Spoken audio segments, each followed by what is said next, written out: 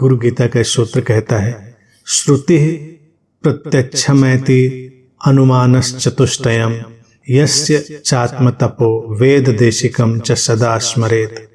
जिस गुरु का आत्म तपोबल, वेद शास्त्र, प्रत्यक्ष, इतिहास, अनुमान इन चारों प्रमाणों से जाना जाता है, उस गुरु का स्मरण सदा करना है। किसी बात को जानने के ये भारतीय दर्शन में ढंग रहे हैं। जो गुरु है उसकी अपनी उपस्थिति, उसकी अपनी जो अवस्था है, उसको हम कैसे जानेंगे? किसी भी ज्ञान की शुद्धता को या किसी बुद्ध के भीतर उतरे बुद्धत्व के आलोक को हम कैसे पहचानेंगे? तो सूत्र कहता है इसके लिए कई चीजें रही हैं। शास्त्रों को देखेंगे, जो प्राचीन शास्त्र रहे हैं वो क्या कहते हैं, प्रत्यक्ष, बिल्कुल आमने सामने डायरेक्ट एक्सपीरियंस करेंगे, फर्स्ट हैंड। इतिहास यानी कि पहले कैसे ऐसे लोग रहे हैं, हम पूर्व में हुए गुरुओं को, बुद्धों को देखते हैं और उनके साथ रखकर किसी व्यक्ति को आकलन करते हैं कि ऐसा ही कुछ मिलता जुलता सा लगता है। अनुमान यानी कि हम अनुमान लगाते हैं। जैसे किसी चीज को स्पर्श करें, वो कोमल लगे तो उसमें कोमलता के अनुसार हम कोई अनुमान लगाएंगे, क्या हो सकता है, ये पुष्प हो सकता है, कठोर हुआ तो कुछ चट्टान हो सकती है या कोई धातु हो सकती है, इस तरह के अनुमान लगाएंगे। तो अनुमान में ही चीजें आती हैं, हमारी अनुभूतियां। जब हम उस उपस्थिति में हैं और हमारे अंदर प्रेम, शांति, प्रसन्नता, हमारे अंदर तरह तरह के अच्छे भावों का उदय हो रहा है, तो हम अनुमान लगाते हैं कि जिस उपस्थिति से ऐसे भावों का प्राकट्य हो रहा है, तो वो उपस्थिति भी इन भावों को लाने वाली, इनसे गहरी, प्रगाढ़ हो सकती है। ये अनुमान हुआ। यानी कि अगर सुगंध हमारे नासापुटों में आई, तो सुगंध जहां से आ रही है वो स्रोत गहरा होगा, सुगंध से भरा हुआ होगा। जहां से कोई किरण हमारी नेत्रों को स्पर्श कर रही है, वो प्रकाश का स्रोत अपने में अद्भुत होगा, अनूठा होगा।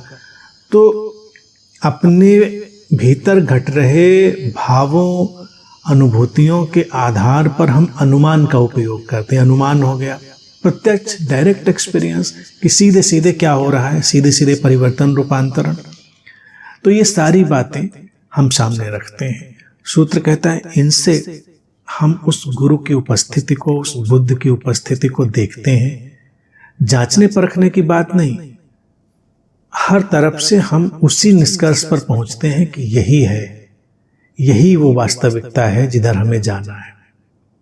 तो सूत्र कहता है ऐसे गुरु का सदैव स्मरण करना चाहिए। अगर हम किसी ऐसे व्यक्ति के संपर्क में हैं जिसके भीतर ये गुरु की सत्ता, चेतना प्रकट हुई है, तो उसका स्मरण भी कोई बुरा नहीं है। लेकिन हम उसमें व्यक्ति का स्मरण नहीं कर रहे होते हैं, हम व्यक्ति के माध्यम से प्रकट हुए इस गुरु को, इस आलोक में यात्रा को, उसको स्मरण कर रहे होते हैं। तो उसका स्मरण सदैव करना चाहिए। मूलतः देखें, हम व्यक्ति का स्मरण कभी करते भी कहाँ हैं। छोटा ही उदाहरण देखें, गुरु और बुद्ध को तो जाने दें, हम प्रेजेंस का स्मरण करते हैं, या जो चेतना का अभिव्यक्त हुआ ढंग किसी शरीर मन के माध्यम से होता है, हम उसका स्मरण करते हैं।